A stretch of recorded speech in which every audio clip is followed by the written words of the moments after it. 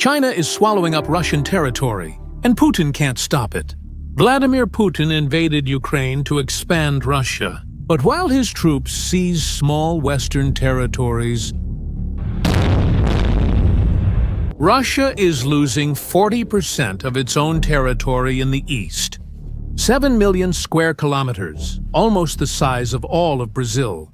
And I'm not talking about an invasion with tanks. I'm talking about something much smarter that Xi Jinping is doing while the world is watching Ukraine. By the end of 2025, Chinese investments in the Russian Far East are expected to reach $12.6 billion. But China isn't building ports or roads, it's creating total trade dependency. And there's more.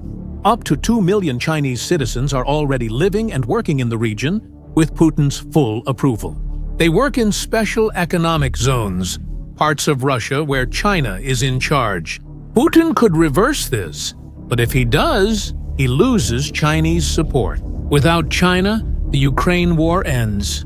North Korea is also involved. Kim Jong-un sent 100,000 workers who generate $600 million a year for the regime. Let's do the math. Russia controls 20% of Ukraine. It took 3.5 years of brutal war for that. During 2025, the gains amounted to only 1% of Ukrainian territory. 1% in an entire year. Meanwhile, China is supplying 80% of the critical parts that Putin needs for his drone war.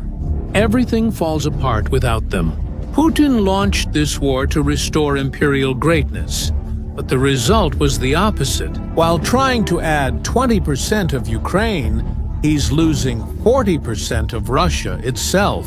He's paying for centimeters in the west with millions of square kilometers in the east. He conquers 20% of Ukraine and loses control of 40% of Russia. That's the math that doesn't add up.